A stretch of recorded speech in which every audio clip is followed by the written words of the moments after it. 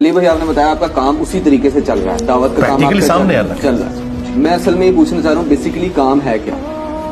ایک مثال کے ذریعے سمجھاتا ہوں. ہم دعوت اسلامی کے مرکز گئے, انہوں نے ہمیں دعوت دی کہ ہمارے اندر شامل ہو جائیں, اعتکاف کے روزے رکھیں, مطلب ایک وہ اسلام کی دعوت دے رہے ہیں. آپ کا بیسیکلی ایم کیا ہے؟ آپ لوگوں کو جو اصلاح کر رہے ہیں, جو دعوت دے رہے ہیں, جو تبلیغ کر رہے ہیں, اس کا ایکچوئل مقصد کیا ہے؟ کیا آپ اچیو کرنا چاہتے ہیں یا لوگوں کو کیا آپ بنانا چاہ رہے ہیں؟ پہلی تو بات یہ ہے کہ دعوت اسلامی کو اسلام کی دعوت نہیں دے رہی ہے, وہ اپنے فرقہ بریلویہ کی دعوت دے رہی ہے, جو اس فرقے کی نارمز ہیں ان کی دعوت دے رہی ہے. یہ تو اپنے دماغ سے نکال لیں. آپ مجھے بتائیں, اگر دعوت اسلامی والے یہ کہتے ہیں نماز پڑھو, تو تبلیغی جماعت والے کیا کہتے ہیں؟ بدھ کے آگے گر جاؤ. اور اہل حدیث جو ہیں وہ جا کے کسی آگ کے الاؤ کے سامنے آپ کو کھڑا کرتے ہیں. یہ کون سی اسلام کی خدمت ہو رہی ہے؟ نماز تو سارے, اور پھر ایک دوسرے کے پیچھے نماز بھی نہیں پڑھتے. دعوت اسلامی والے امام کعبہ کے پیچھے نماز نہیں پڑھتے. جو امام کعبہ کے پیچھے نماز نہیں پڑھتے, مسجد نبی کے امام کے پیچھے نماز نہیں پڑھتے, وہ آپ کو نماز کی دعوت دے رہے ہیں, تو وہ اپنی نماز اور اپنے فرقے کی نماز کی دعوت دے رہے ہیں, اسلام کی نماز کی. ہاں بالکل, ہاں. اب میں یہ, اس سے آپ کو میرا فرق پتا چلے گا. ہاں, ہم کیا دعوت دیتے ہیں؟ ہم کہتے ہیں تمام فرقے مسلمان ہیں اپنی تمام گمراہیوں کے باوجود, لیکن ان کے بڑوں نے قرآن و سنت کے ساتھ غداری کی ہے, قرآن و سنت کے ترجمے کیے ہیں, خود اس پہ عمل نہیں کیا. یہ دیکھو قرآن و سنت میں یہ لکھا ہے, تمہیں یہ بتا رہے ہیں. احمد بریلوی صاحب یہ کہہ رہے ہیں قرآن کے بعد سب سے افضل کتابیں بخاری اور مسلم ہے. باپا جانی الیاس قادری صاحب ٹی وی میں یہ کہہ رہے ہیں کہ قرآن کے بعد سب سے افضل کتاب بخاری شریف ہے, اور باپا جانی جو خود نماز پڑھ رہے ہیں وہ بخاری میں نہیں لکھی ہوئی, وہ اس کے بالکل خلاف ہے, بغیر رفع الجدین کے پڑھ رہے ہیں. ہم یہ بتا رہے ہیں یہ جن کتابوں کا نام لے کے عزتیں ویل کر رہے ہیں نا, اور چندے کھا رہے ہیں تم سے, ان کتابوں کے یہ غدار ہیں. تو اب آپ نے ان کو چھوڑ کے رسول اللہ کے ساتھ جوڑنا ہے. ان میں, اور میں بات مکمل کر لوں نا. ہاں بات مکمل. دیکھیں نا, آپ نے پی ایچ ڈی تھیسس چھیڑا تو مجھے پورا جواب تو دینے دیں نا. یہ لوگ اپنے ساتھ جوڑ رہے ہیں, اس کا ثبوت یہ کہتے ہیں ہماری مسجد میں آ جاؤ. میں نے تو کبھی نہیں کہا ہماری مسجد میں آ جاؤ, ہماری تو مسجد ہی کوئی نہیں, ہم ان کے پیچھے نمازیں پڑھتے ہیں. یہ کہتے ہیں یہ دعوت اسلامی کی ویب سائٹ پہ یہ ہمارے اکاؤنٹ نمبر ہے. ہم نے کبھی کسی کا اکاؤنٹ نمبر نہیں بتایا, ہم تو اپنی جیب سے کھلاتے ہیں, کوئی مدرسہ نہیں بنایا.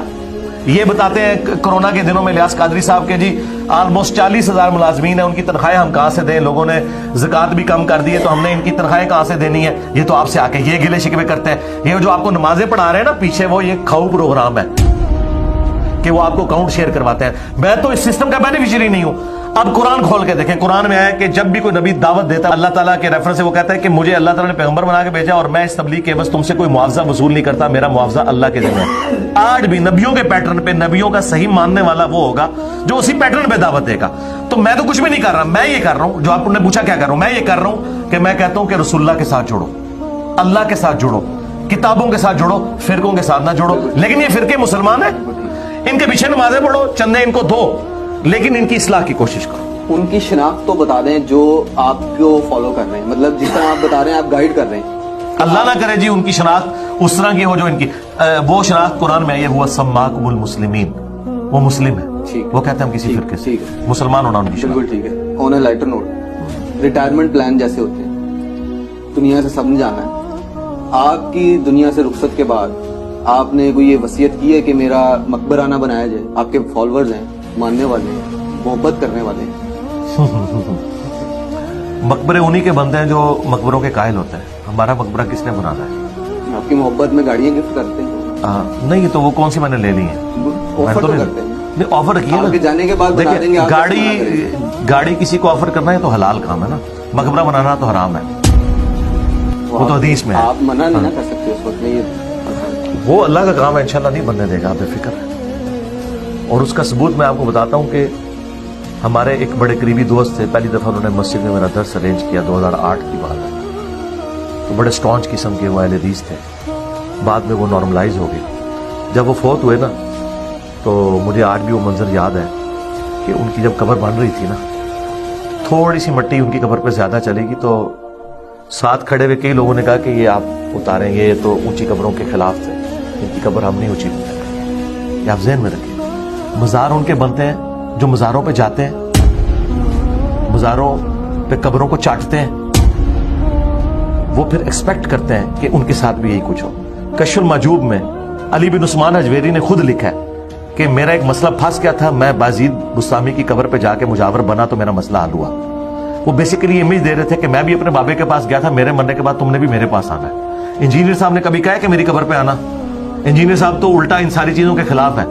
तो जो लोगों के साथ ये काम डल रहा होता है ना, वो खुद ये अपनी जिंदगी में तालीमात दे के गए होते हैं। ये मेरे बात आपने ज़हन में रखनी।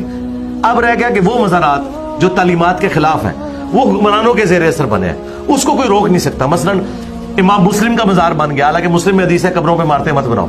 अब ये जो है ना, इमाम मुस्लिम के शागिर्दों ने नहीं बनाए, ये हुक्मरानों ने जबरदस्ती की। हुक्मरान जब इस किस्म की जबरदस्ती करते हैं, वो तो कुछ भी कर सकते हैं, उसकी तो कोई गारंटी नहीं है। लेकिन रह गए हमारे स्टूडेंट्स, तो वही हरकत नहीं करेंगे।